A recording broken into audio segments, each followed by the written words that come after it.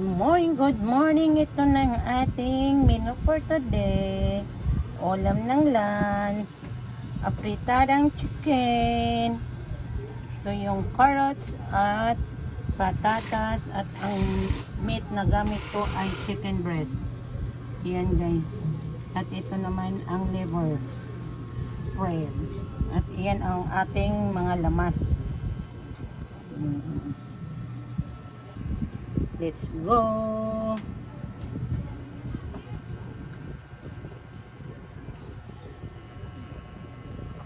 Guys, mag-try din tayo habang nag-try tayo na parang hindi tayo mahal ang gas. Yan na lang. Okay. Dahil na unang pagpili apritada.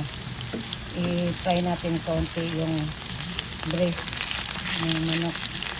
Pag nag-golden brown na siya, saka natin tanggalin. Yan na. At yung patatas at carrot. Yan na. Ito na guys. So, tanggalin na natin ang carrot kasi nag-golden na siya. Yung kulay. Luto na. At pati itong ating patatas. Yan lang. At ito naman mamaya-maya. Yan guys, tanggalin na natin. Ilipat na natin ito. Ayan na guys, itabi na natin ito kasi golden na siya, brown yung chicken. Kaya maluto na natin ulit. Ilagay ito. Pickle saka tomato paste.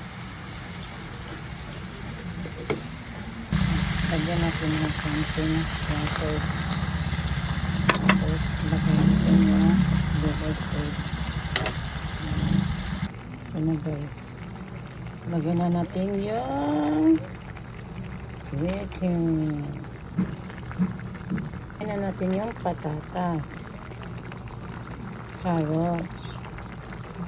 Ayan na guys, paluto na ang ating chicken calderita. Yummy guys. Yung guys, powder chili powder. Para manghang kaunti natin calderita.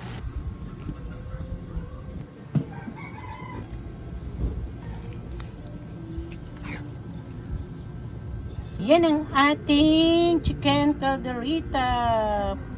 Yan ang version ko sa pagluto ng chicken calderita. Like and share, subscribe.